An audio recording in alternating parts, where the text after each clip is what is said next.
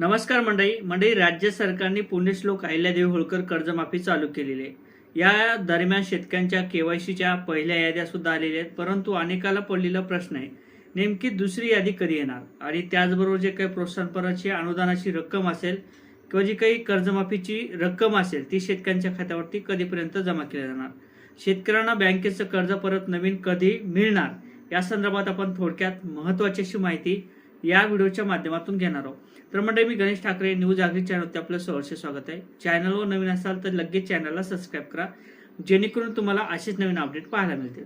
म्हणजे ज्या अर्थी राज्य सरकारने कर्जमाफीची घोषणा केली आणि त्यानंतर अंमलबजावणी सुद्धा केली, यामध्ये जवळपास पहिल्या यादीमध्ये जी काही कर्जमाफीची यादी आली होती त्या दरम्यान शेतकऱ्यांच्या केवायसी झाल्या आणि केवायसी झाल्यानंतर जी काही रक्कम असेल ती काही दिवसापूर्वी शेतकऱ्यांच्या खात्यावरती जमा सुद्धा झाली।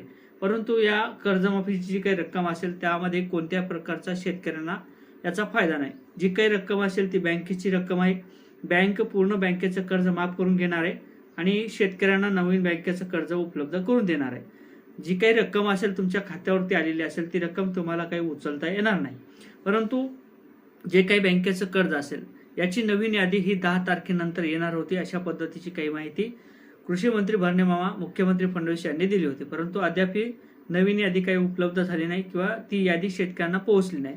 आता जर आपल्याला यादी बघायची असेल तर आपल्याला आपला आधार नंबर चेक करा। आपला आधार नंबर माई सेवा केंद्र, आपले सरकार आपले माई सेवा केंद्र या ठिकाणी घेऊन जा।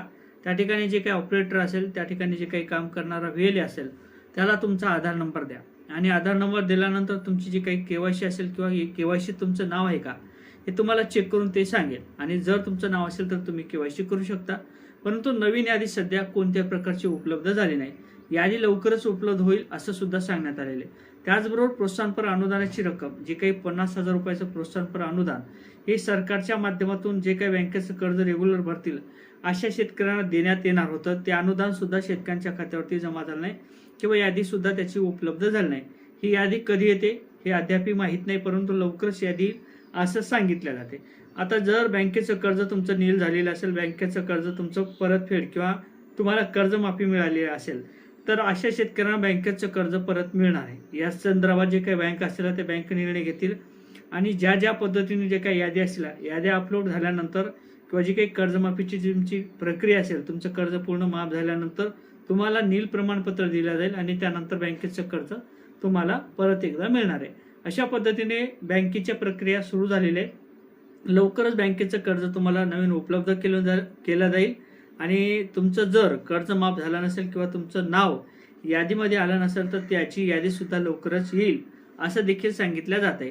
आता जे काही कर्जमाफीची प्रक्रिया असेल त्याची प्रक्रिया सुरू झालेली आहे। नवीन कर्ज सुद्धा शेतकऱ्यांना दिलं जाणार आहे आणि तुमचं 2 लाख रुपयाच्या आतलं कर्ज सुद्धा माफ केलं जाणार आहे। जरी तुमची केवायसी करताना त्या ठिकाणी रक्कम कमी दाखवत असेल किंवा जास्त दाखवत असेल आणि तुमचं कर्ज 2 लाख रुपयाच्या आत असेल तर हे सर्वच्या सर्व कर्ज माफ केलं जाणार आहे, असं कृषी मंत्री भरणे मामा, मुख्यमंत्री फडणवीस यांनी सांगितलेले। म्हणून ही कर्जमाफीची प्रक्रिया सुरू झालेली आहे आणि जर तुमचं नाव आलं नसेल तर तुम्ही माई सेवा केंद्र या ठिकाणी चेक करू शकता आणि आपली केवायसी करू शकता। जय श्री